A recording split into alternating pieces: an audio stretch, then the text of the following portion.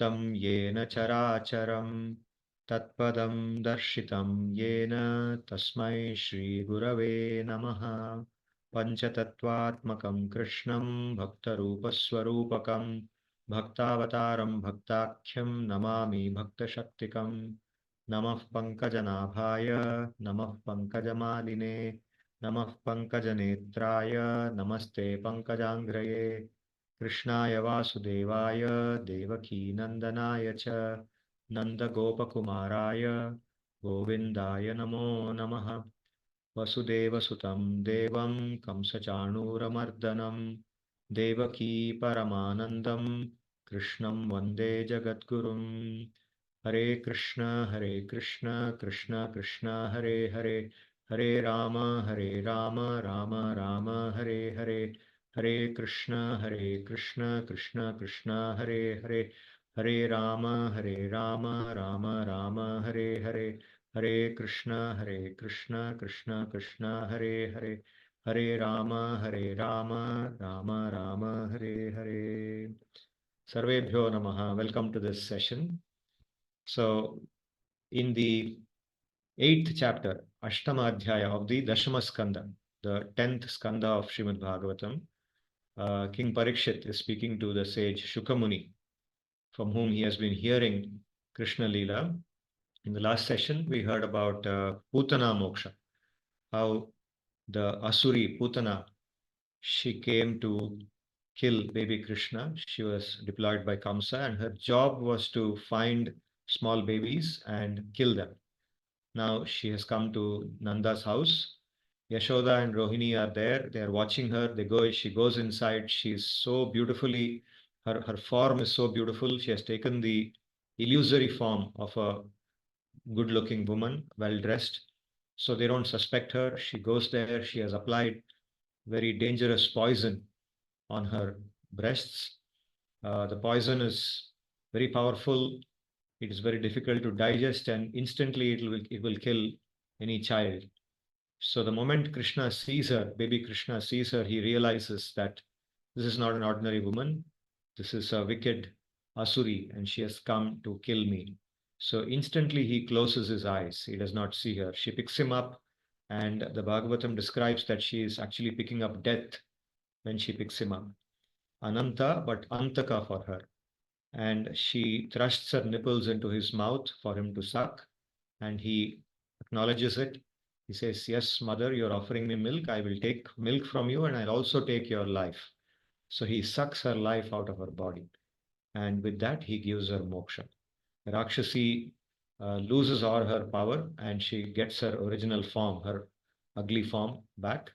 And she goes up, she's shouting out of pain, and she dies. She falls on the ground, and then the others, they realize that this is not some ordinary woman. This is actually an Asuri who came to kill our baby, but God has saved him. And they pick him up. So Putana gets moksha, and it is described how that is the kindness of Bhagavan, that even though she came to kill him, she was not actually intending to give him milk, but because she performed that action of giving milk, he showed kindness to her. So how much more kripa or kindness of his will those who are genuinely giving him milk, like the cows in Vrindavan, the cows and the calves with whom he plays, all the gopis who are actually feeding him milk out of love, how much more kripa from him will they get? So after describing this, now King Parikshit is asking to the sage Shuka, he says, Yat Shinvato apaityaratir vitrishna Sattvam cha shuddhyati, sattvam cha shuddhayati, achirena pumsaha, bhaktir harau tat purushe cha sakhyam, tadeva haram vadamanyase chet. So as Shuka narrates to him, Shuka Muni narrates to him the Leelas of Krishna, he becomes more and more eager. He says, by hearing these Leelas, all our mental agony and our unwanted desires, you see, the unwanted desires in our heart, they are the cause of our mental agony, called vitrishna. Arati means all those things which we don't like, those unpleasant, unlikable things which we go through in this world. So by listening to the stories of Krishna, by listening to the activities of Krishna, our existence becomes purified and we become free from these things. Sattvam cha shuddhayati achirena. Achirena means instantly, without delay. Pumsaha bhaktir harautat purushe means one develops bhakti towards Hari by hearing these leelas. Cha sakhyam, and one develops a mentality of friendship towards him. One recognizes Krishna as one's well-wisher, as one's friend, and one devotes oneself to him, realizing that he is our well-wisher. Tadeva haram vadamanyase chet. So, O Shukamuni, if you think that I am eligible, if you think that I am qualified to hear these stories, if you wish to make me listen, then please, please narrate these stories. Haram. The word haram here means that which pertains to Hari. Hari Sambandha, haram. So please narrate these stories pertaining to Hari to me. So after hearing this, Shukamuni narrates several more leelas, and we will listen to those leelas today. He talks about first the Shakata Bhanjana Leela. This is in the Saptama Adhyaya, the seventh chapter of Dashama Skandha. So this Leela is very special because it narrates how increasingly the gopis and the gopas in Vrindavan, they came to see these wonderful activities, but they did not realize who this little baby was. So this happens during the celebration of the baby turning on his side. You see, in our culture, our Samskriti, it is normal that when a small baby, initially when the baby is born, it's only lying on its back, right? For the first few weeks, just lies on its back. And maybe after a couple of months, or 2.5 months later, suddenly the baby turns on its side. And that is considered a very significant moment in the growth of the baby. And the parents and the relatives of the baby are waiting for that moment. So the moment they see the child is now turning on its side, it's no longer lying only on the back, it has made some progress, it's growing. So there is celebration. There is special dishes made, and people get together and they talk about it. They show their affection to the baby. So when this happens to baby Krishna, then all over Raja there is celebration. The gopis, the gopas, they come to the house of Nanda and they are happily celebrating that Krishna has now turned on his side.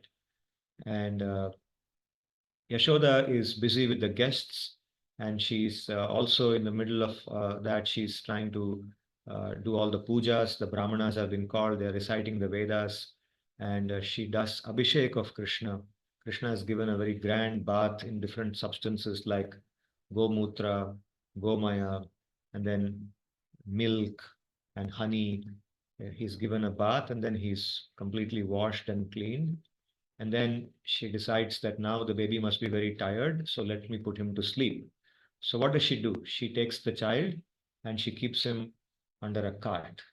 There is a cart, a large, big cart kept there. You know, those days people had carts. Even until recently in our country, we used carts to travel. And even today, if you go to the villages, we see people using carts. So there is a large cart there in the house, in the corner of the house. And on the cart, there are a lot of substances kept, like pots of ghee, milk, butter, honey, and so on. And these pots are on top of the cart, and the cart is heavy. It's a huge cart.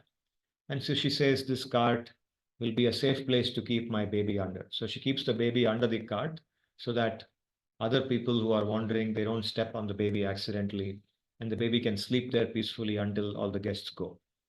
So she keeps Krishna there and she then attends to the guests.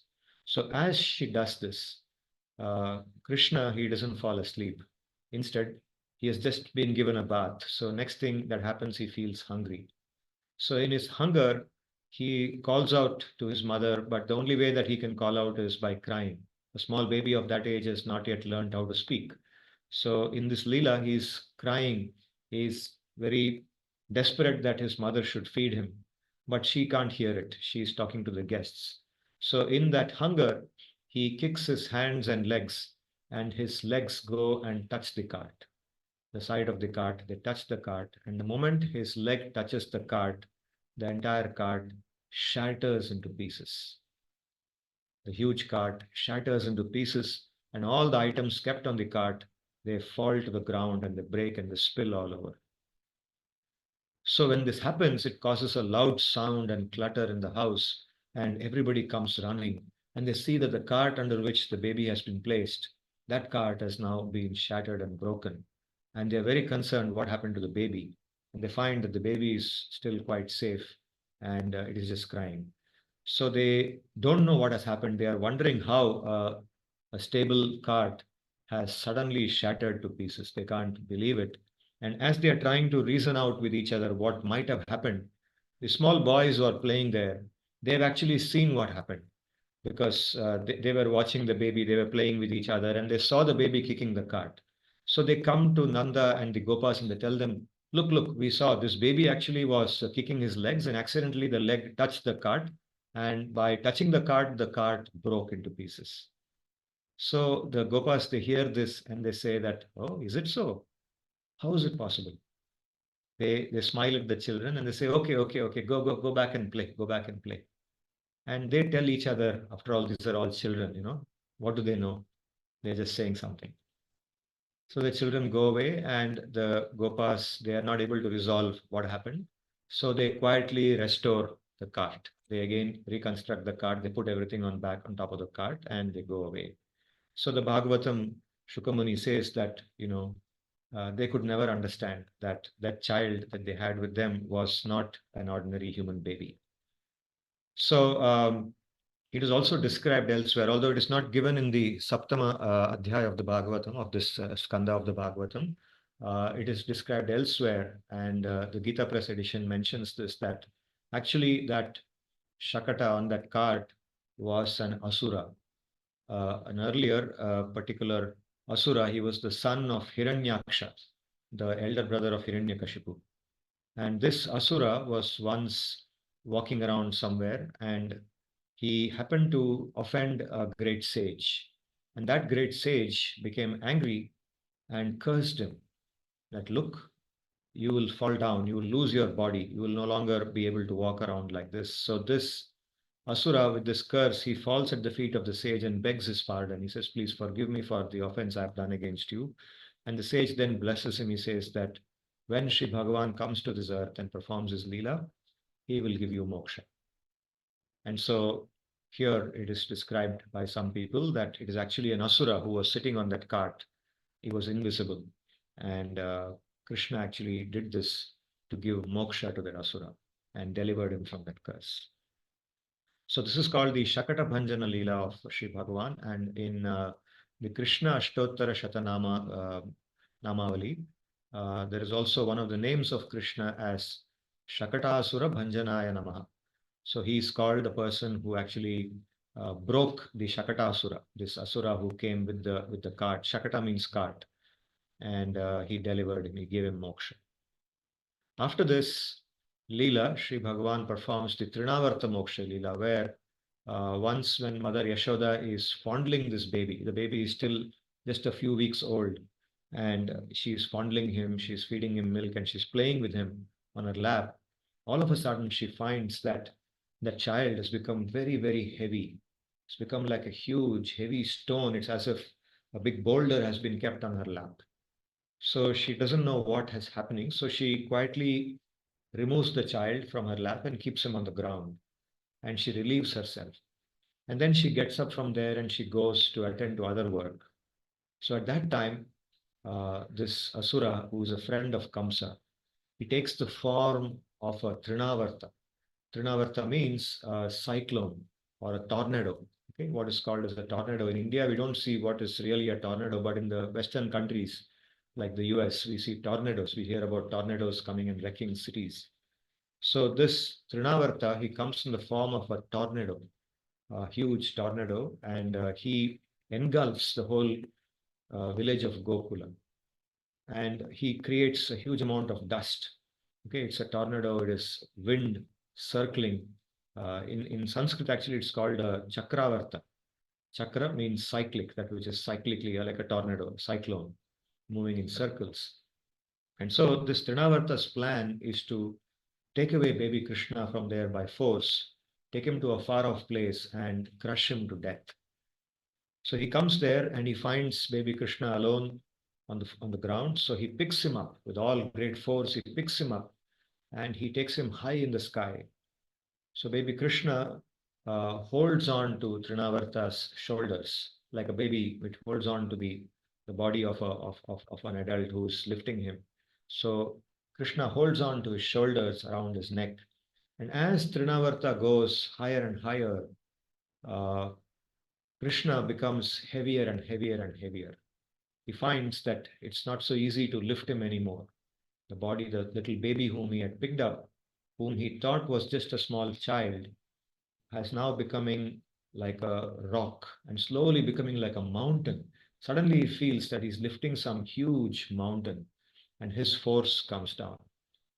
In the meantime, because of the force with which he has come, he has actually managed to cover the whole of Gokula with dust and with darkness. There's complete darkness and dust in Gokula. So Mother Yashoda, she becomes concerned. She says, I've just left my baby nearby. So she goes to pick the baby again, but when she goes there, she does not find the baby. The baby is missing. She finds dust and sound, and all the doors are banging, but there is no baby. Where did the baby go? So she panics, and she starts crying. She starts crying very pitifully. She becomes so pitiful, it becomes just like a cow whose calf has died, right? Cows are very attached to their calves. And if a calf, a small calf dies for a cow, it causes the cow enormous amount of pain, and the cow cries, very pitifully cries. So, in the same way, Mother Yashoda, when she sees her baby missing there, she assumes that the baby has been taken away by the wind and he is probably in danger. His life is in danger. Where has he gone? I can't see anything. She's blinded by the darkness. So she falls to the ground as if unconscious and she starts crying, very pitifully crying, very loudly crying.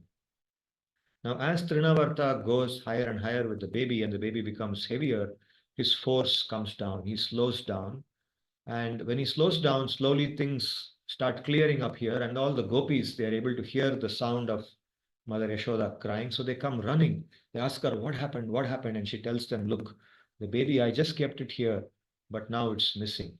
Where has it gone? So they also look around. They are not able to find the baby, and they also start crying. So everybody is crying pitifully. And on the top there, Krishna is holding on to Trinavarta's neck, and Trinavarta finds that that grip with which the baby is holding him is now becoming tighter and tighter and tighter. And all of a sudden, the grip of the baby's grip on his neck becomes so tight that he can't breathe anymore. He chokes. He completely chokes, and his eyes pop out of his head. His eyes pop out. His voice stops. He's not able to even scream. And in that state, he crashes to the ground, completely falls to the ground, and he's lost his consciousness. He just crashes to the ground and he dies there. So now the dust has settled down, Trinavarta's effect is gone, and the gopis and the gopas and everybody in Gokula hear this huge crashing sound. So they go running there to see what has happened. And they find this demon has fallen down and he is in pieces. His arms, legs, hands are shattered, and on top of his body, around his neck, their small baby Krishna is playing. He's just there. So the gopis, they go running. They said, my God, what has happened here?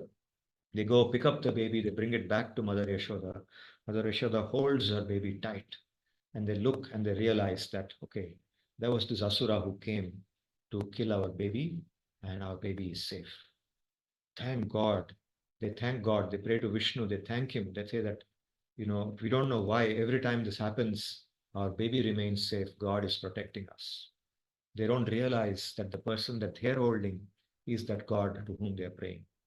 So they thank their good fortunes. And Nanda, he remembers Vasudeva's words again.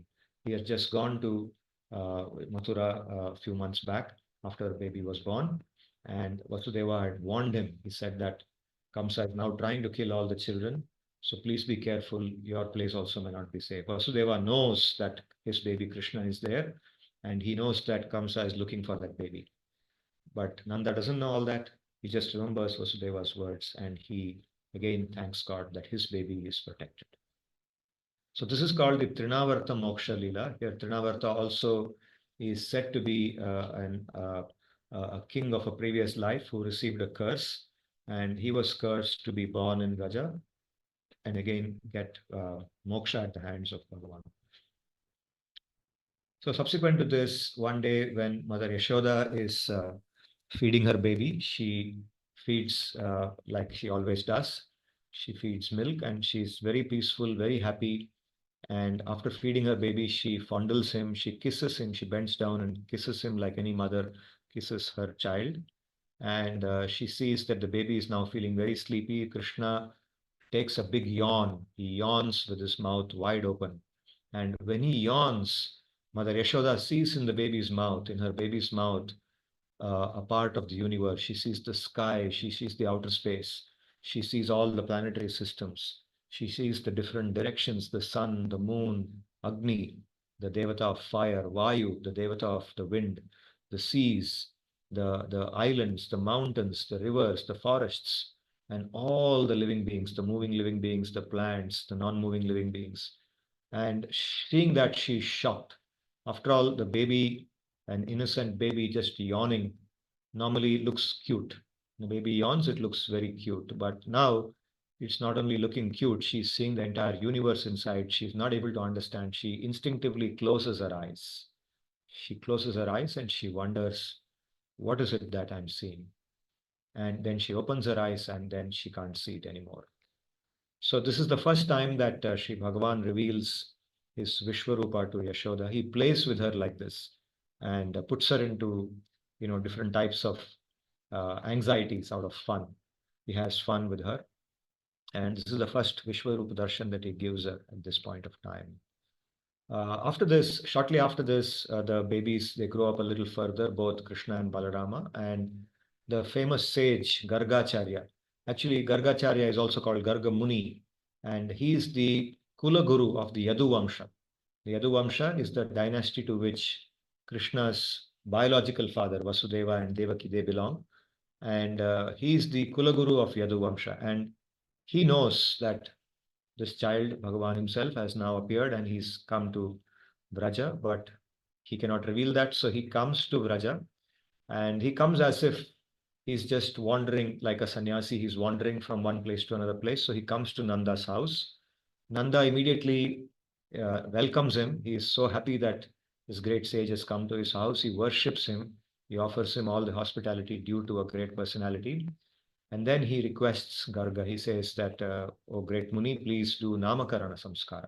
The Namakarana Samskara is one of the 16 samskaras that are done to an Aryan child, a baby. One of the first things that is done is this Namakarana, the naming ceremony. And the Namakarana ceremony involves reading about the future of the baby. The astrologers and the priests, they talk about the different characteristics they see in the child. They predict about the good things or the bad things. If they see any omens, evil omens that might happen, they talk about that. And then they give different names to the child. So the sage Garga, when he is asked by Nanda to do this, his first response is that he says, actually, I'm cautious about doing this because you know that Kamsa is actually trying to kill babies. This is because in Mathura, when Vasudeva's wife delivered a girl child, that girl child actually cautioned him. She told Kamsa that the child who was to kill him has been born elsewhere. So now Kamsa, ever since, has a doubt that that girl child he saw in Devaki's, that he tried to kill and who escaped from his hands, that child is actually not Devaki's child, but the actual child, which was supposed to be a male child, the eighth child of Devaki, is somewhere else. And after that Devi's words, he believes that. He really believes that. So he is now trying to kill children outside. And if he sees me doing Namakarana to your child, then he may think that your child actually is Vasudeva's child because I am the Kulaguru for Vasudeva. So he may connect the dots and he may think that because I am Vasudeva's Kulaguru and Vasudeva's child is elsewhere, this must be Vasudeva's child if I do the Namakarana for this child. So he may do this, and therefore, for the safety of your child, I don't want to do this. I would caution that I would think that I should not do this Namakarana. So when Garga Muni says this, Nanda understands, and of course, he doesn't get the hint. Indirectly, Garga is revealing to him that actually that child is actually Vasudeva's child, not his child, and it's Bhagavan himself. But Nanda doesn't get that hint. He just takes Garga's words literally, and he says, well, there is still a way out, he says. He says, if you think that this should be kept in confidence, we will do it that way. So we will do it very secretly, that only me and my wife and the mother Rohini, who is the mother of Balaram, only we will know this.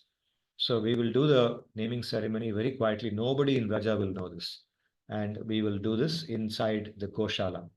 We will not do it in our house because people may see us doing this. So we'll go to the Goshala where they won't come, they won't suspect that any ceremony is being held there, and we will do this there. So Gargamuni agrees because actually he wants to do that. He wants to do the Namakarana of Sri Bhagavan. So he secretly wanted that, and now Nanda is giving this idea, so he's very happy. So he accepts it, and they go to the Goshala, and the Namakarana is held in complete secrecy. In complete secrecy, in confidentiality, it is held, and nobody knows about it other than Nanda and his wife Yashoda and Vasudeva's wife Rohini, who is living with them. And as he does this, Garga tells, there is a long portion in this 8th chapter of Dashma Skandha of Bhagavatam, where Garga Muni tells about Sri Bhagavan's qualities without revealing that this is Bhagavan. He does not reveal that to them because they are Rajavasis, and Bhagavan doesn't want them to know that he is Bhagavan. He wants them to think that he is their child. So he reveals all the great qualities of the two boys to them. He tells them how the child of Rohini, he says he is not an ordinary personality. He's got enormous amount of power. So he's also called as Bala. And he gives pleasure to people. His nature is that he will make people happy. Wherever he goes, people will like him. And his pleasure, he gives pleasure. Because he gives pleasure to people, he will also be called as Rama. Rama means one who gives happiness to others, right? The word Ramate, Ram, means to be happy, to feel happy. So because he makes others feel happy, he'll be called Rama. And because he's very strong, he'll be called Bala. And so Balarama. And also he will have another quality that when people have disagreements with each other, when they split, when they fight with each other and they split with each other, he will come and unite them. He has the ability to unite people and resolve disputes. And because of that, he is also called Sankarshana. Sankarshana, Akarshana, brings people together, draws people together. He will also be known as Sankarshana. Okay, so he says all this about Balarama, and he talks about Krishna. He says that he has a dark complexion. The same baby was born in other yugas. He was born with a fair complexion in one yuga. He was born with a reddish complexion in some other yuga. He was also born with a golden complexion, yellowish complexion in some other yuga. And now in this yuga, in Dwapar yuga, he's born with a dark complexion. So I'm going to name him as Krishna because he is dark in color. He will be called as Krishna. So in this way, he talks about Krishna, and he says that because people will connect him to Vasudeva, he was earlier also born to Vasudeva. Again, he hints to him indirectly that this was actually born to Vasudeva, but instead he says that earlier sometime, as if in some other life, he was born to Vasudeva, and so he will also be known as Vasudeva. That's another name that he will have. People will call him Vasudeva. So in this way, Garga performs the Namakarana Samskara Leela of Bhagavan, and this is done in complete secrecy. And the original shlokas, if we read this, they are very, very sweet of how he describes the qualities of the two boys, Krishna and Balara. So Sri Bhagavan is actually present everywhere, and that is what we hear in the Bhagavad-Gita. The Gita describes to us, essentially, what is the Gita teaching us? The Gita is teaching us that Sri Bhagavan resides inside us. The Gita's main purpose is to take our attention from the outer world to the inner world. Otherwise, predominantly, we live in this external world, the world outside of us. We are completely absorbed in all the activities that happen around us, all the different types of paraphernalia, the infrastructure, the beautiful things that we see outside, like the malls, the mountains, the rivers, or even our offices, everything is external to us and we are completely absorbed in them. We try to make this outer world better and better. But the Gita actually draws our attention inwards. Gita makes makes us aware that there is an inner world, and that inner world actually is so beautiful and so full of happiness that if we discover that inner world and learn how to live in that inner world, then we can experience the outer world also in a much better way. You follow? So discovering the inner world is not about rejecting the outside world. It's not about negating the outside world. It's about discovering something inside and enjoying or experiencing the outer world in a much better way than we are doing now. And why does it happen in a better way? Why does that experience become better? It becomes better because by discovering the inner world, we become free from all our anxieties, all unwanted desires, unwanted thoughts, all negativity. Okay, in simple language, all negativity in us gets killed when we discover our inner self, the inner self, and positivity comes into us. And with that positivity, both the inner world and the outer world become one. We become equanimous, we become equal towards both, and we experience both wonderfully. So the same malls, rivers, mountains, houses, people, they become more beautiful to us than they were earlier. That is what the Gita is telling us. And therefore, um, if you see the 13th chapter of Bhagavad Gita, which we were reading, we have completed actually 23 shlokas. Today we'll be reading from the 24th shloka onwards. I will now read these 7 shlokas and explain their meanings, and you'll see what I just now said is reflected in all these shlokas. So this is the 13th chapter of Bhagavad Gita, the 24th shloka. Sri Bhagavan says, Dhyanena atmani pashyanti kechit atmanam atmana anye sankhyena yogena karma yogena chapare. He says, Dhyanena atmani pashyanti atmanam atmana kechite. He says some people, he says different ways in which different people they experience that inner self or they realize the inner self. He says dhyanena, some people by dhyana yoga. In the 6th chapter of Bhagavad Gita and the 8th chapter, different elements of this Ashtanga yoga or dhyana yoga were described. So now Sri Bhagavan is touching upon the same thing here. He says by doing that dhyana, meditating through that process of Ashtanga yoga, some people realize that Atma inside. Kechit Atmanam Atmana. Atmana means by themselves, not depending on anyone else. By themselves, all alone. You don't need the help of somebody if you have to find Bhagavan inside. Initially, you need a guru to guide you. And by following the instructions of the guru, you learn the process. And then as you practice the process that the guru has taught, you become self-sufficient. You become capable of seeing your own self inside. So dhyanena atmani pashyanti kechit atmanam atmana. Here the word atmanam, the word atma in the Bhagavad Gita is often used to refer to both the individual jivatma as well as the paramatma. You see, inside the jivatma is the paramatma. The paramatma, Bhagavan, he resides inside each of us. He is present within each one of us. So by the word atma, we can understand both the realization of the self, the jivatma, and the realization of Sri Bhagavan. Anye sankhyena yogena karma yogena chapare. Different paths. Some people take the path of jnana yoga. Jnana yoga, contemplation upon knowledge, contemplation about the nature of the self. Okay. And karma yoga. Karma yoga is doing one's karma with complete detachment, offering all the fruits to Sri Bhagavan. Okay, this is karma yoga. So by different paths, they realize Sri Bhagavan. Some see the Supreme Being by themselves through meditating upon him in their minds. Others see him by the process of Sankhya Yoga or Jnana Yoga. Sankhya Yoga also means Jnana Yoga. And still others by Karma Yoga. Anye tvemam ajanantah shrutvannyebhyah upasate. Anye tvevam ajanantah shrutvannyebhyah upasate. Tepi chati tarantyeva mrityum shruti. He says other people. Okay, now he has described 3 types of people in the previous shloka. Going forward, he says there are still other people who don't know all this, who don't know dhyana yoga, jnana yoga, karma yoga. They don't follow these formal processes. Instead, shrutva anyebhya upasate. They hear about Bhagavan. They hear about the Atma, they hear about Bhagavan from other people. Okay, like for example, now we are hearing from the Bhagavatam, we are hearing from the Bhagavad-Gita. We listen to somebody who is describing about it.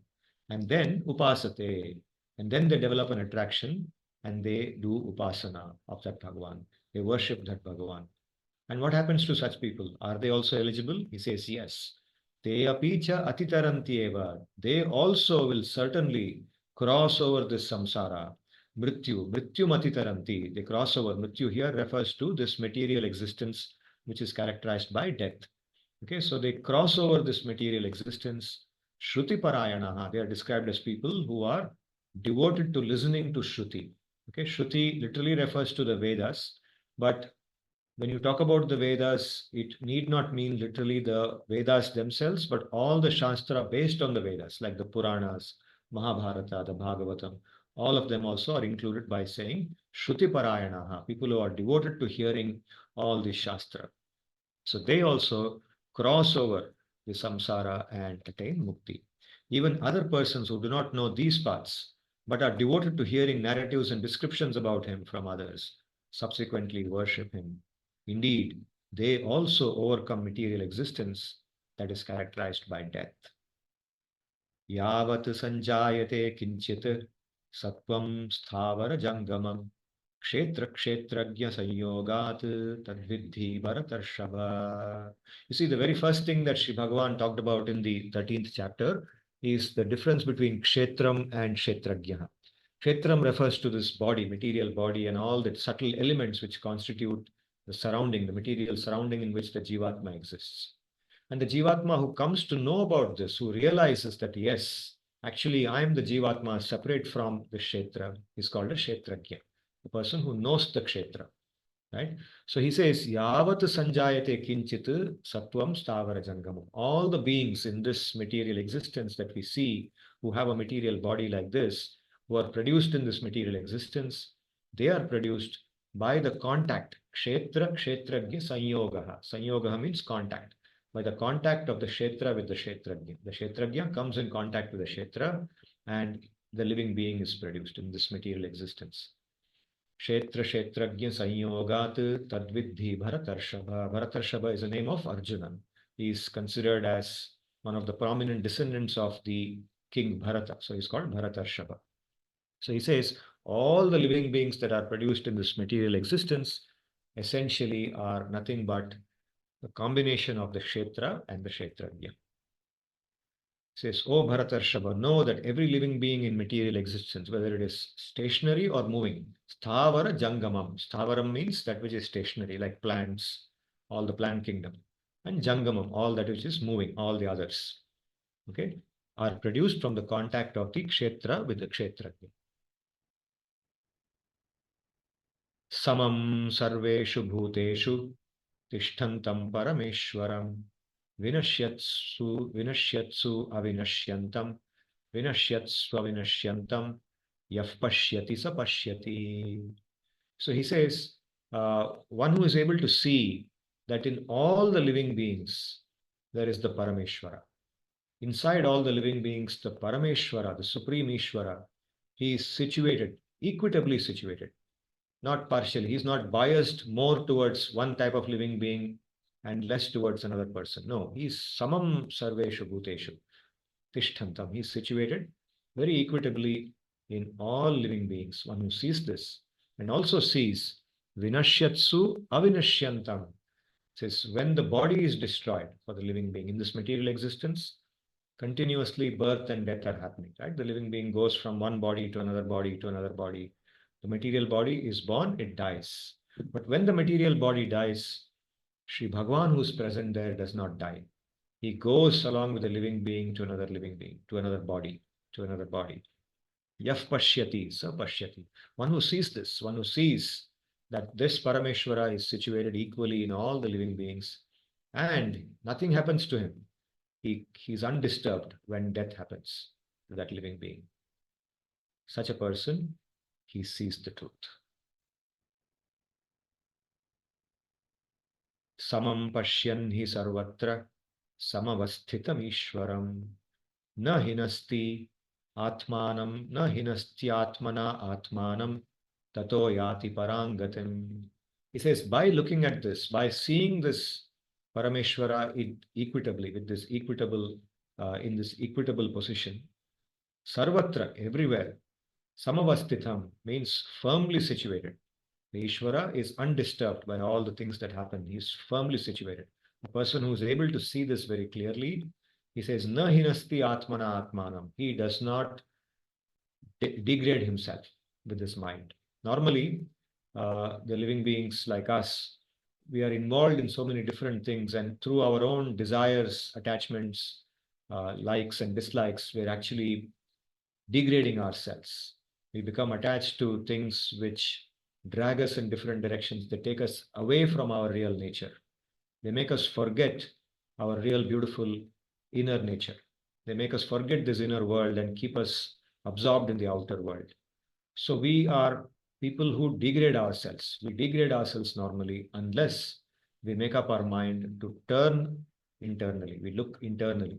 And for example, through the message of scriptures like the Bhagavad-Gita. So such a person, na hinasti atmana atmanam. Such a person does not degrade themselves by the mind, which means such a person elevates themselves with the mind. Tato yati parangatam. And thereafter attains the supreme destination. Seeing the Supreme Person who is firmly situated within all living beings as equitable to all, one does not degrade oneself with one's mind and thereby attains the superior state of existence.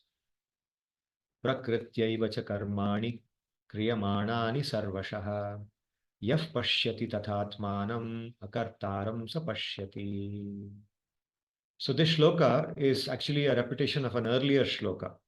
There it said, Prakritehe kriyamanani gunaihi karmani sarvashah ahankara vimudhatma karta ahamiti manyate. Everything in this material existence is done by Prakriti.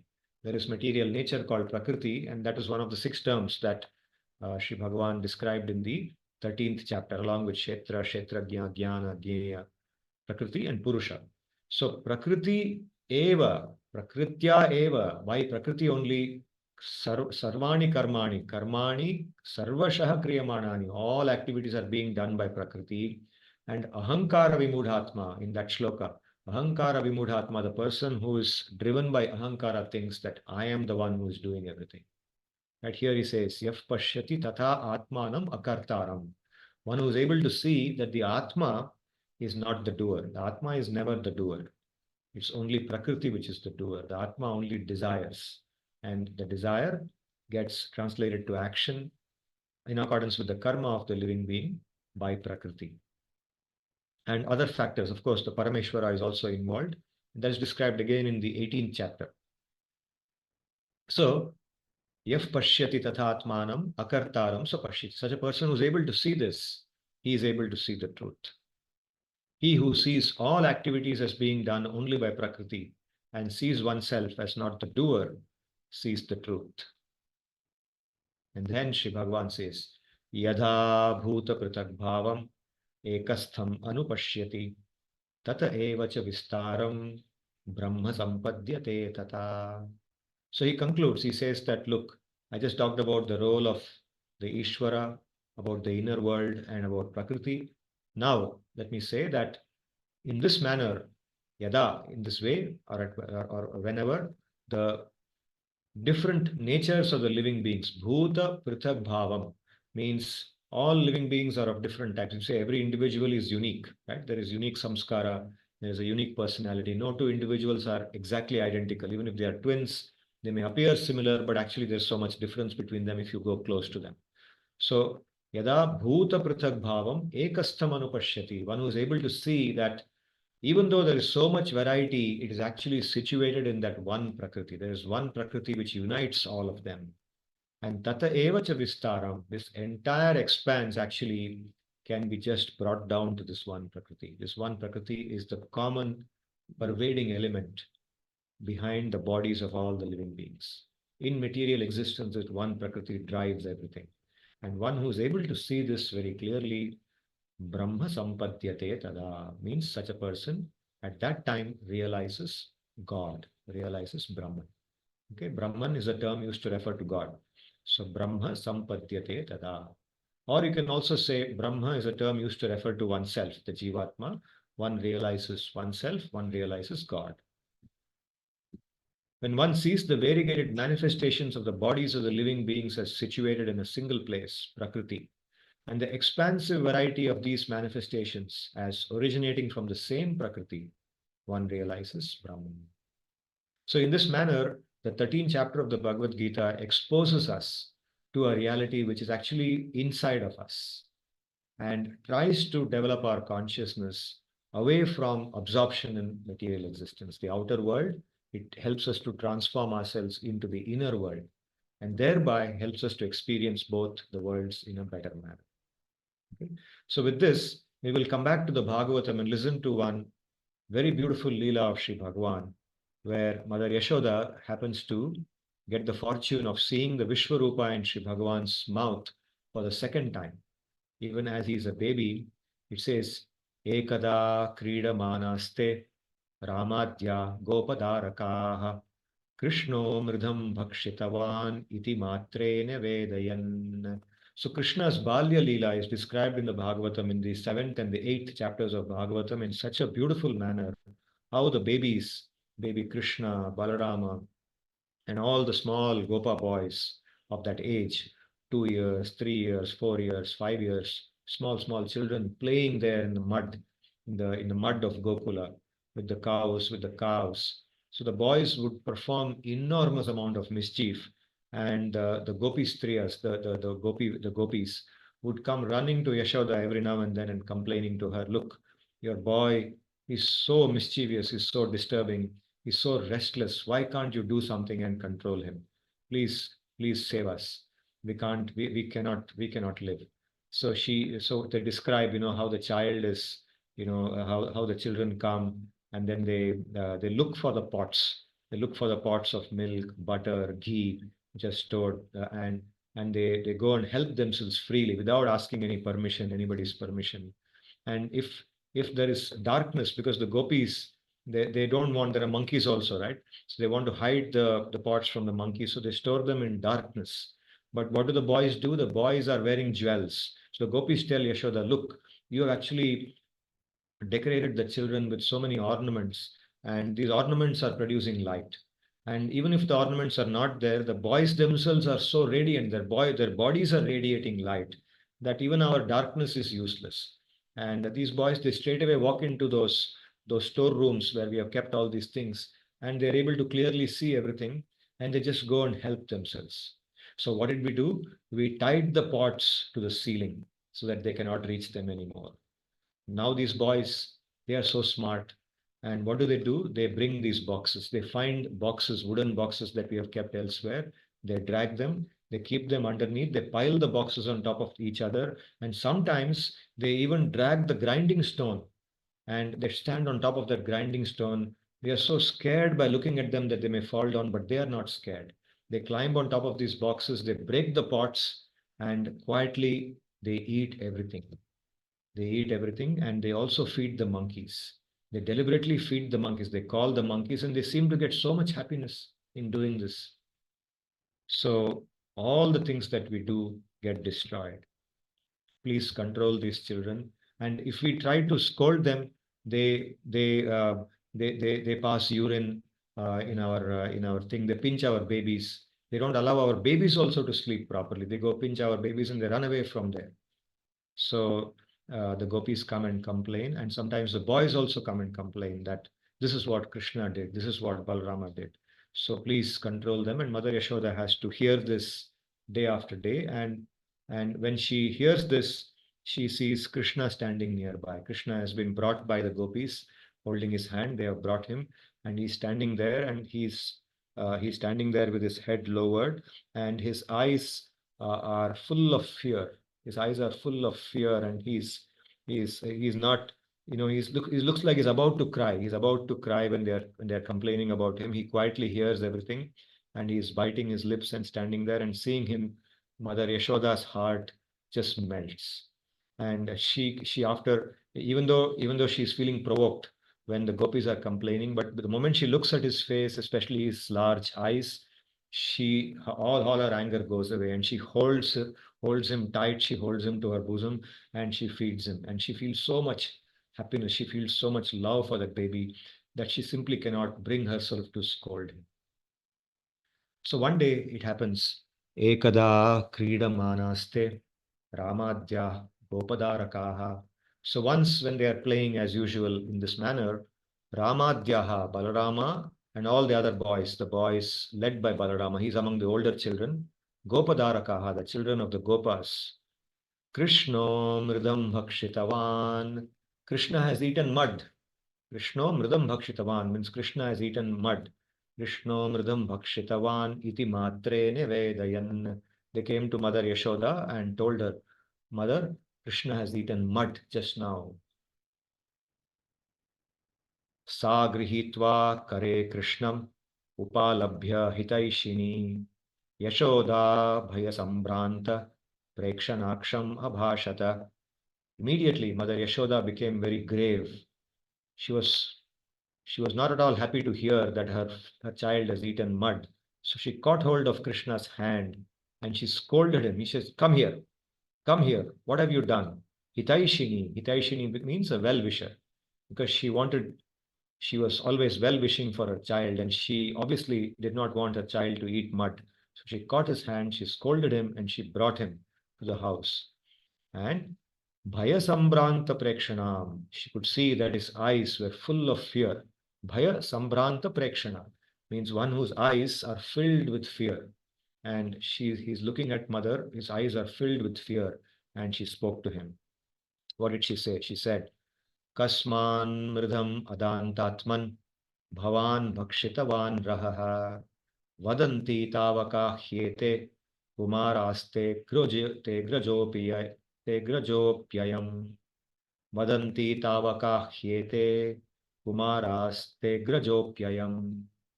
He says, Kasmat, why the hell? In that, like in English, we say, why on earth? Why the hell? Why have you eaten mud?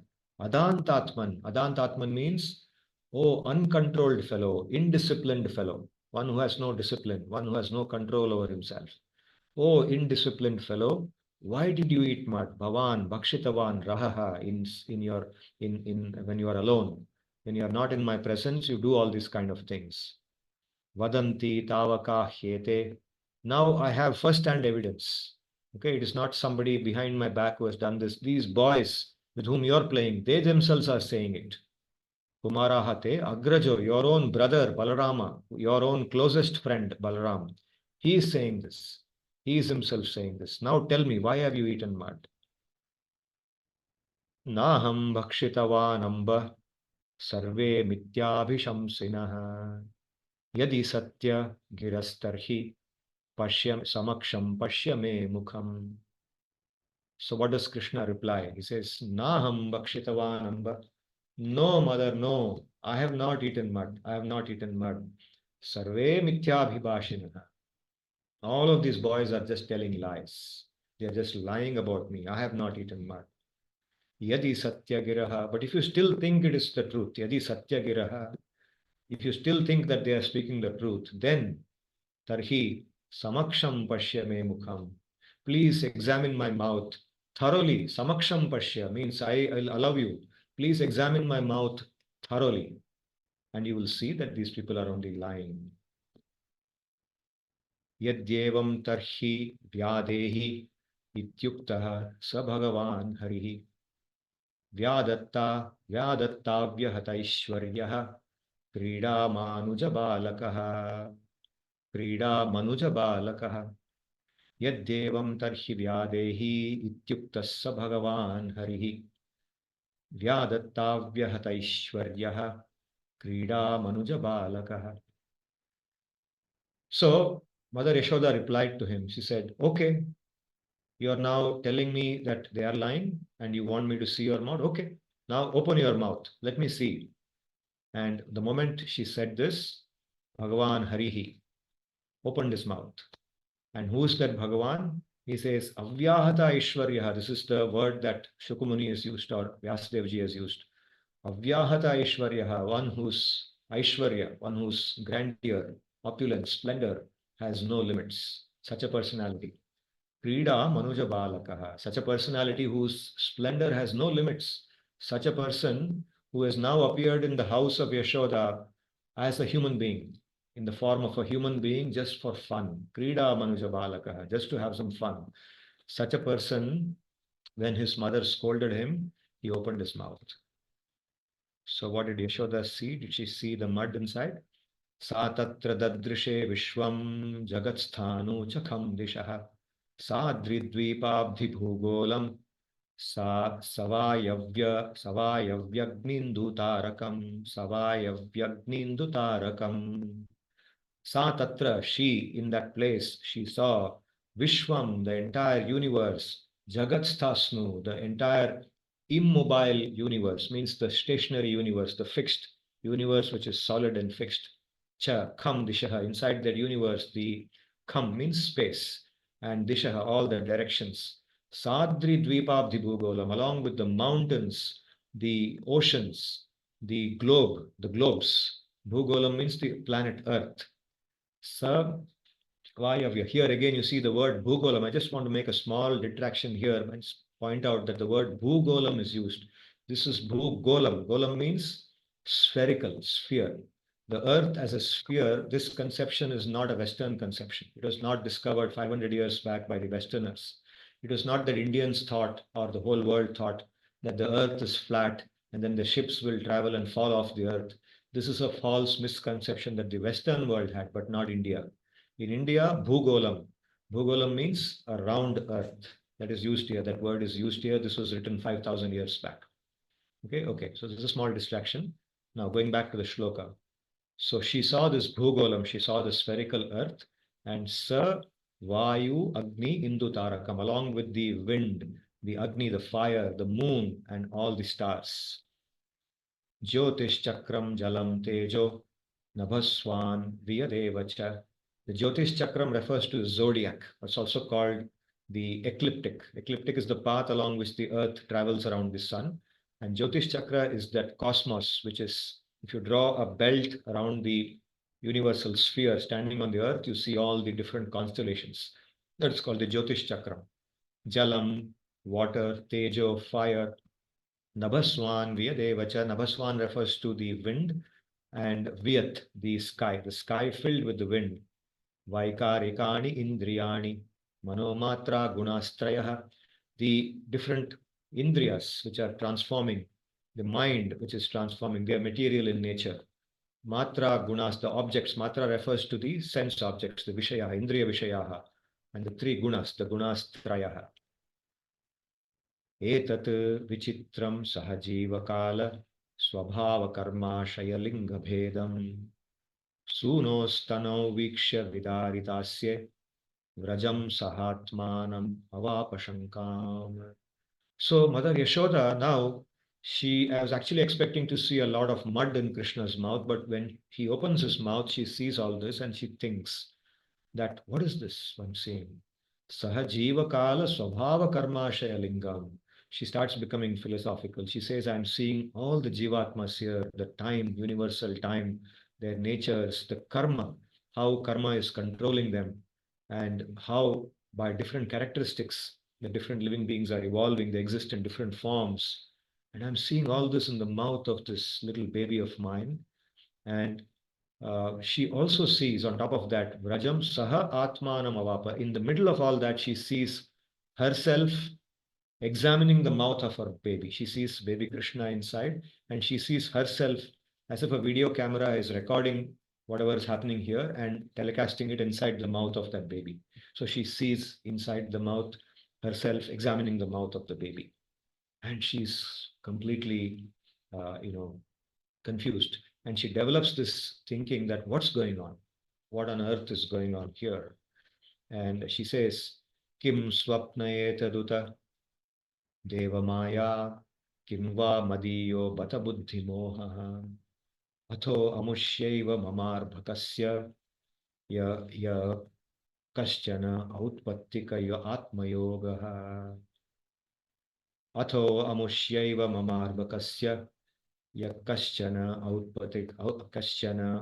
outpattika atma yoga. Says, what is this? Am I seeing a dream? Am I in a dream? Should I wake up now? Sometimes in a dream, we realize that we are dreaming, right? So she's thinking like that. Is it a dream that I am having? Or is it some Deva Maya? Is it some kind of a divine Maya acting upon me? Or is it Mama Buddhi Madiyaha Bata Buddhi Mohaha? Is it my intelligence has become destroyed? I mean, have I started experiencing some kind of delirium? Atho Amusheva Mama Arbhakasya Yaha? Or is it some kind of a swabhavik, a natural potency, a mystic power inside my own son that sometimes I see these kind of things in his mouth? Outpattika Atma Yoga. Outpattika means along with his utpatti, along with his birth, he's born with some mystic power that even he is not aware of. Am I seeing something like that? What am I seeing here? Atho yathavanna vitarka gocharam cheto mana karma vacho biranjasa yadashrayam yena yatah pratiyate sudur vibhavyam pranatosmi tatpadam. She's completely helpless and she prays to Bhagavan. She doesn't know that her child is Bhagavan, but she prays to the Bhagavan that she thinks is Bhagavan. She prays to Bhagavan Vishnu and he says, Atho Yathavat, that Bhagavan is so great that he is impossible for us to understand what he does.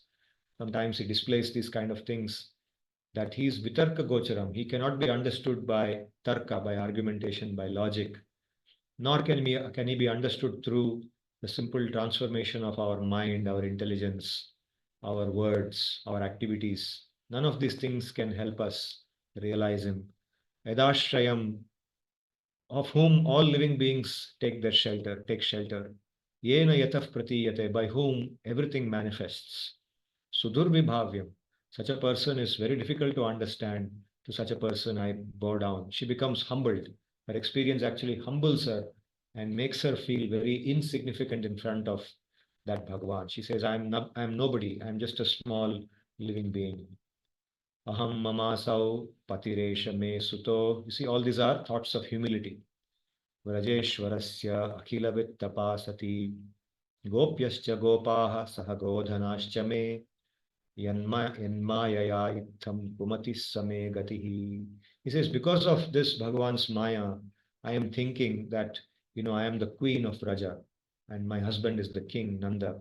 And I'm very rich and all this wealth belongs to me. And all these gopis and gopas and all these cows here are my, subjects, are my followers. And all this Maya is making me think like that. And this is my Kumati. I am a Kumati. Kumati means one who's devoid of intelligence. My lack of intelligence under the influence of this Maya, Deva Maya, makes me think like this. But actually, I am just an insignificant being. I am a nobody. She has that realization. Itham vidita tattvayam gopikayam sa ishvaraha Vaishnavim vyatanot mayam putrasnehamayim vibhuhu. So when Sri Bhagavan, who is standing in front of her, realized that my mother is now having this realization, so she is realizing her real self, that she is able to see the truth. When he sees that, immediately what does he do? Itham vidita tattvayam gopikayam sa ishvaraha vaishnavim gatanot mayam. He again brings back his yoga maya. He casts his yoga maya upon Mother Yashoda and he fills her. He makes her forget everything. Instantly, she forgets what she is just experiencing. And she again develops the consciousness of Putra Sneha. Putra Sneha Mahim means she develops that same love towards her baby that she was experiencing earlier. Sadhyo Nashta Smritir Gopi. Instantly, all that memory of a few minutes back is gone. And Saropyaroham Atmajam. She picks up that baby who's standing in front of her. She was trying to see the mud in his mouth. Now all that is forgotten. She picks him up and she keeps him on her lap. Pravriddha Sneha Kalila Hridayasid Yathapura. She became just like what she was before. She goes back to her state as a mother and she fondles her child. Trayyachopanishadbhischa Sankhya Yogaischa Sattvataihi Upagiyamana Mahatmyam Harim Samanyatatmajam. So this baby that she's holding in her hands and she's fondling with so much love is actually none other than that supreme being who is actually glorified, who is actually praised by the three Vedas. The three Vedas here, Rig Veda, Yajur Veda, Sama Veda, Cha Upanishad Bhischa, by all the Upanishads, Sankhya Yoga Ischa, those who practice Jnana Yoga, by the Sattvatas. Sattvata means the great sages, the Munis. They are all praising Upagiyamana Mahatmyam. His Mahatmya, his glories are always sung. They are sung and praised. That Hari, Harim, that Hari, who is being praised by the Vedas, by the great sages, by great songs, such a person, Samanyatatmajam, that this lady, this poor lady of Vraja, this innocent village lady, she thought was her ordinary baby. Such a great personality, she thought was just her ordinary baby, and she continued to fondle. So this ends the Leela of Yashoda, Mother Yashoda, seeing Sri Bhagavan's Vishwarupa in his own mouth for the second time. And in this way, Sri Bhagavan played with the Vrajas, and he brought about a complete revolution in the understanding of God. You see, normally, how do we think about God? We think about God as somebody who is beyond our reach, somebody who is at a distance from us, like the way we think about the Prime Minister of India or the Chief Justice of India. They are people who we just read about in the papers, right? Even today, the Prime Minister was supposed to visit Jamshedpur, but he could not come because of the rain, and he inaugurated the trains virtually from wherever he was, right? He's so distant from us, and Bhagavan is so distant from us all the time. But in Vraja, in the Vraja Leela, which is described in the Dashama skandha of Bhagavatam, all that paradigm about Bhagavan is broken, and how when we are pure at heart, when we are able to purify our heart to that extent, he reveals himself to us in that manner. He says in the Gita, Ye yatha mam prapadyante tams tathaiva bhajamyaham, that how people approach me with that purity, depending on the purity with which they approach me, in that way, in accordance with that, I reveal myself to them. And that should inspire us to look inside, to go to that inner world, discover our real self, throw out all the unwanted things in our heart, destroy all the misconceptions that we have, become pure, and relish the realization of Bhagavan. So for today, I will stop with this. I hope that all these thoughts inspired you, and I will now be happy to hear your questions, your comments, etc.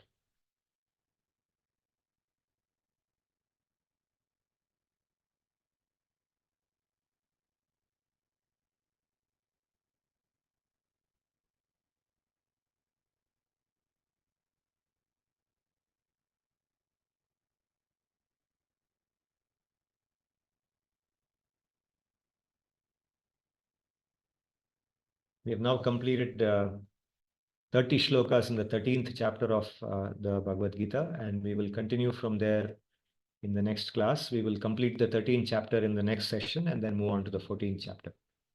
Today we also listen to the Adbhut Leelas of Bhagavan. We will continue with the next Leela in the next class, where Sri Bhagavan continues to do things like killing of asuras and performing other kinds of activities like lifting the Govardhan hill.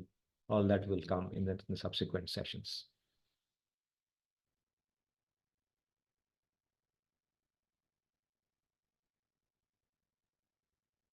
Pranam, sir. Yes, Pranam Sarthak.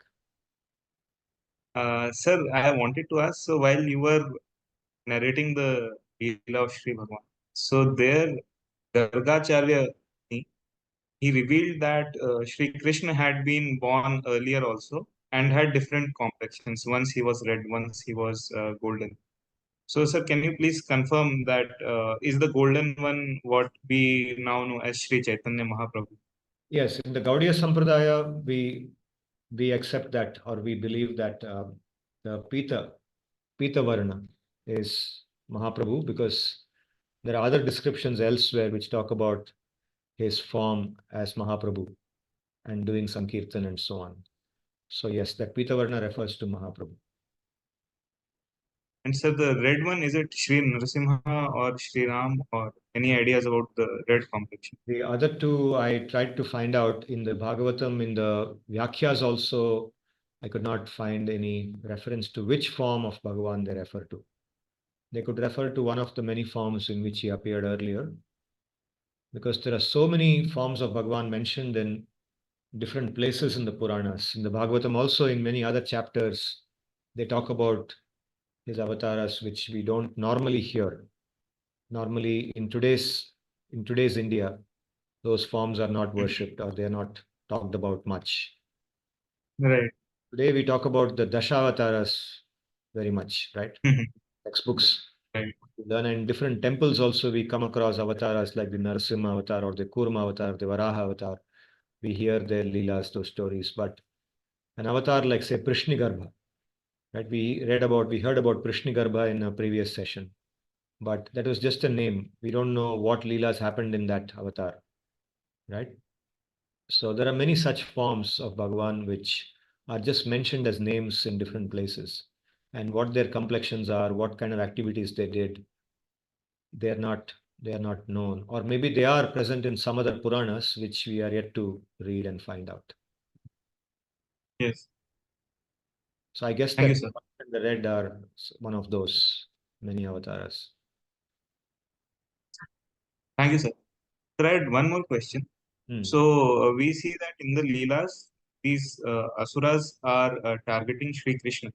So while the Braja Vasis, they do not know the real nature of of Sri Krishna. They treat him like the a baby, just a normal baby.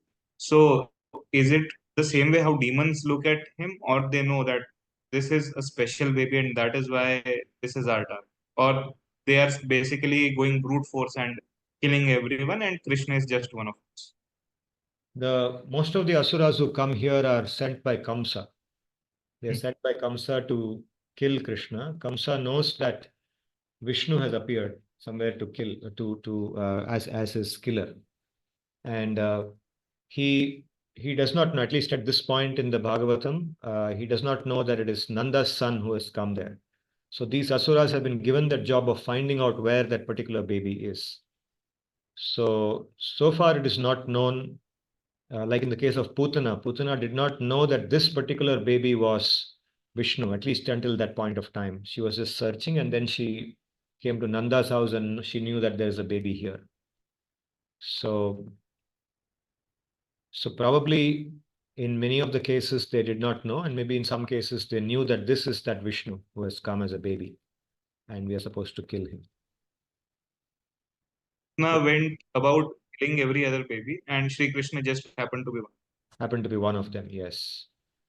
I would like to just add to, just clarify one thing from my understanding, that the asuras who came to Vraja, they were part of the Leela. It is Bhagavan who made them come there. It was not their choice to come. Yeah, but did they know that it was Vishnu, or they just thought it was another baby? Their knowledge, their thinking doesn't matter here. What matters is Bhagavan is drawing them to himself and killing them. True. It's like a magnet, the iron doesn't know that the magnet is there. It gets pulled towards the magnet.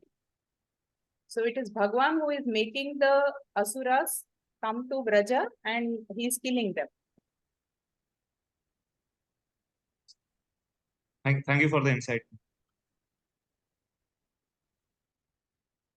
Thank you, sir. Sir, this is Aruna Bhaiya, sir. Yeah, Aruna, please. Pranam, sir. Pranam. Sir, I have two questions, sir. If I understand correctly, sir, Chaitanya Mahaprabhu is a reincarnation of Vishnu, sir. Is that correct, sir? Yeah. Sir, then, actually, Chaitanya Mahaprabhu is, I think, 300 or 400 years old. I'm not able to recall the exact date or timing, sir. Little more than 500. Coming in, sir? Little more than 500 years back he appeared. Okay, 600 years back. Little more than 500, not exactly 600, but little more than 500. So that would be around 86. 14 something to 15 something. 1486 to 1534. To 1534. Okay, so that's the time when the Panipat battle was being fought. Okay, so the question is that then, sir, when did our Kali Yuga start, sir? This we are in the middle of a Kali Yuga, if I understand correctly, sir. Kali Yuga And started about 5,100 years back.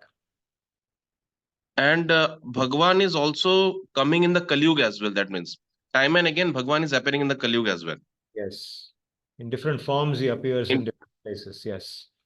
So one of the forms mentioned even earlier is the form of the Vishnu that is worshipped in Tirupati. It is narrated in some of the Puranas that just after he left in the Dwapar Yuga, at the beginning of Kali Yuga, he appeared in that place around Tirupati, in those villages as a okay, cowherd. He appeared there and performed that Leela. And eventually he went and stood on top of that hill, which is today called Tirumala. Tirumala, correct, sir. There he had, in that Leela, he has a tiff with his wives. He has two wives and he has a tiff with them. So he goes and stands on the hill. He wants to go away from them. And he goes and stands on the hill. So that is that Leela he performs. And today people go and see him. And his marriage with Padmavati is considered as a major activity in that Leela. He takes a loan from the king of the ocean. For a long time in Tirupati, until very recently, all the money that was collected was actually gone and put in the ocean. The priests used to take that money and put it in the ocean to repay the debt that he had borrowed for the marriage. Okay. So this is a Leela that he had. And Mahaprabhu Leela happened in Navadvip, appeared in the land of... Yeah, Navadvip, yeah, correct. So around in that period I told you just now. So 1486 to 1534. Yeah. Okay. So sir, that means the point I was trying to arrive at was, so in Kali Yuga, it doesn't mean it's only a bad phase. It is that God is going to come as reincarnation again and again and again. Yeah. Right? Yes. We Sir. use the word Avirbhav. We call it Avirbhav. We don't say reincarnation. Avirbhav, okay. Avirbhav means his manifestation. He manifests himself. One basic understanding we should have is that he is always present. He is never not there. There is no time when Bhagavan is not there. So even right now, when you and I are talking to each other, he is present in our midst, but we can't see him. It's because of our ineligibility. We are not capable of seeing him because of our own shortcomings. But sometimes he decides to reveal himself. He manifests himself externally. He manifests himself externally and he makes himself visible through different activities. And many of the times when he comes, he does not openly say, I am God. He doesn't claim that I am God. He just lives like a human being. He lives like a human being among other human beings, like a person in society, and performs activities which are extraordinary, which are not normally performed by other human beings. Like we are hearing from the Bhagavatam now about the different leelas he performed at that time. Similarly, in the Chaitanya Charitamrita, if you read the Chaitanya Charitamrita, which I will narrate sometime in the future, there are very wondersome activities that he performed as Mahaprabhu, which normally human beings don't perform. So they are so endearing also. They are so nice to hear and they are so wonderful. So he performs such activities and inspires us to live a better life, inspires us to be better versions of ourselves. Okay, that's the reason why he comes. So then a follow-up question, sir, on that. Sorry for taking up time, sir. Sir, when God resides in, I mean, this question was addressed earlier also, but I'm not able to recall the response to it, sir. So when God resides within each one of us, then what makes some of us a bit more antisocial, or some of us being, subject to those antisocial elements? I mean, like recently what's happening in media, right? The things that are happening. So what happened that a person becomes so aggressive, and what happens that the person becomes, a victim of that aggression, even though God is present in each one of us? What makes it possible? in material existence, this is called samsara, the material existence we live in, all the living beings are afflicted with two very essential properties. They are called ichha and dvesha. Ichha means the desire to enjoy this material universe. It comes from the ignorance, ajnana, the ignorant thinking that my happiness lies in these material objects. By enjoying my senses, by indulging my senses in the material objects, I get my real happiness. This misconception drives us to pursue them.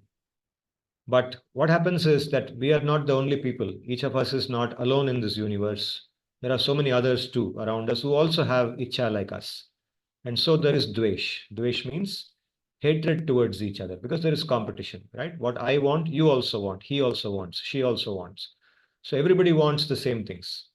And so we fight for the same things. We are jealous of each other. We want to deny each other what we think should be ours. We want everything for ourselves. We don't want to share with others. We don't want others to be happy. We want only ourselves to be happy. So this is called dvesha. So ichha and dvesha, these two things, they come from ajnan. They come from ajnan means what? The ignorance of our real self, ignorance of our real nature, our real happiness. Where does our real happiness lie? It lies inside us. It lies in the inside world. So ignorance of that makes us pursue false things. It makes us pursue Incorrect things. material happiness and have enmity with each other. We look at each other through the lens of enmity. We look at each other as competitors, enemies, people whom we should subdue. Right? We can't think that by making everybody happy, we can also be happy. This thinking is present only in a few people, genuinely. Okay, externally we say all that. Externally we may say that I want to do social service. I want to make everybody happy. We will all grow together. These are all external things. But internally, do we really believe that? A few people do. A few saintly people really believe that yes, only when everybody is happy can I also be happy. And they will strive to make the whole world happy. And that is when we realize our real self and experience happiness, right? And that's what the Gita is teaching us. That kind of happiness. So thank you, sir.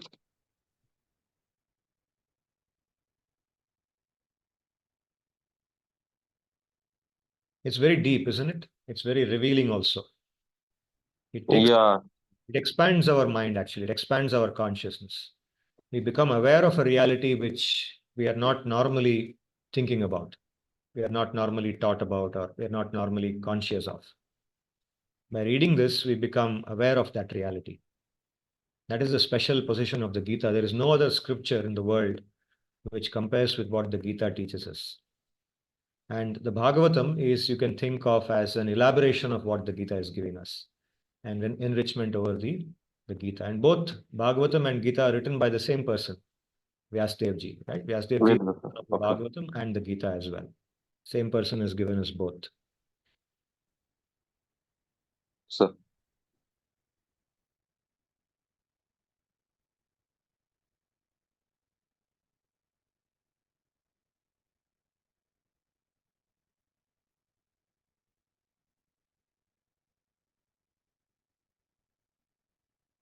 I'm happy to see some of my BM students have joined me today. We have Chinmay of the first year batch and we have Rohit from the second year. Chinmay and Rohit, are you there? Pranam, sir. Pranam, pranam. It's a very wonderful session, sir. Thank you for the invite, sir. Please join us whenever you're free. Yes, sir. There's someone who has joined from OnePlus. Who is that? I'm not able to make out their name. Sir, Shobhadip here, sir. Today I was not able to join from my system for some reason. Okay, okay, good. We can't have a session without you. You're always there. So I should have guessed.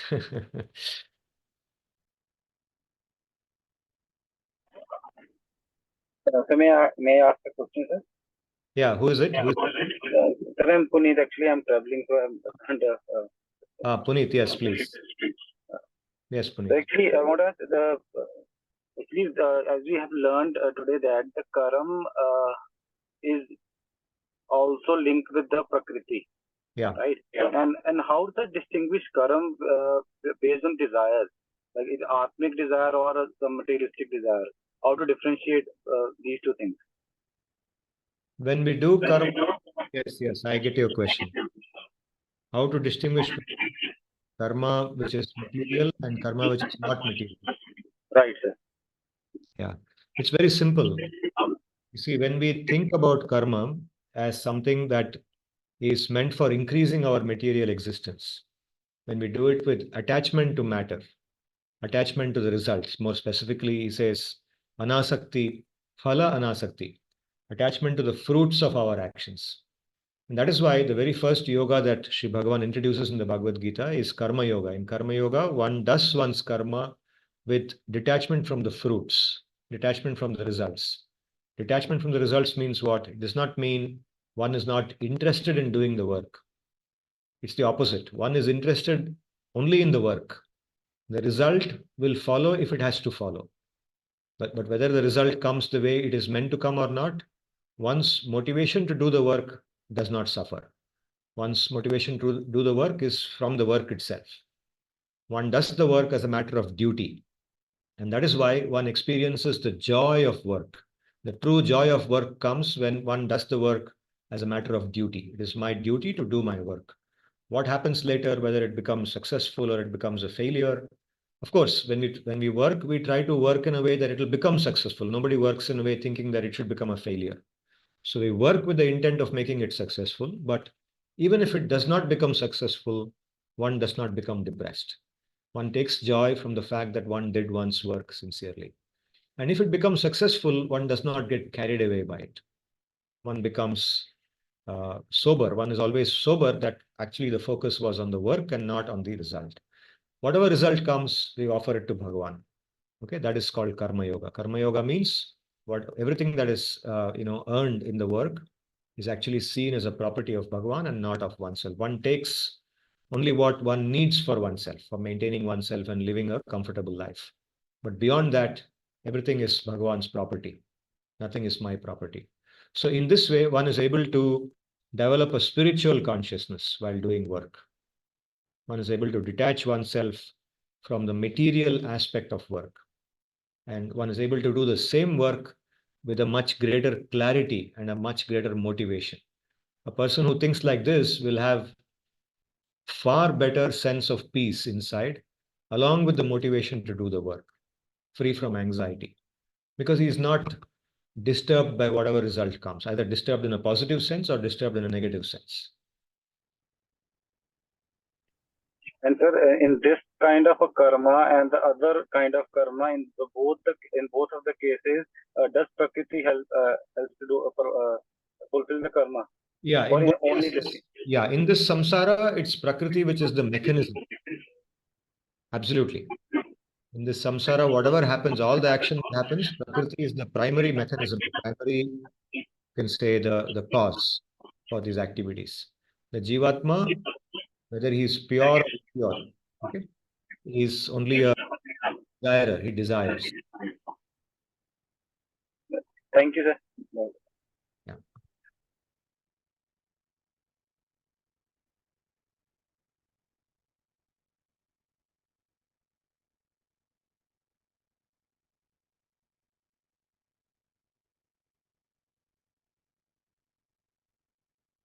Good. So if there are no further questions for today, I want to thank all of you for joining in today. Please do join whenever you're free. And you can also write to me separately or call me if you want to discuss this one-on-one. I'll be happy to spend time with you discussing the Gita or the Bhagavatam, whatever knowledge I have, happy to share with you. So with this, I will do the Antya Mangalam and we'll close for today. Please join me when I chant the Hare Krishna mantra.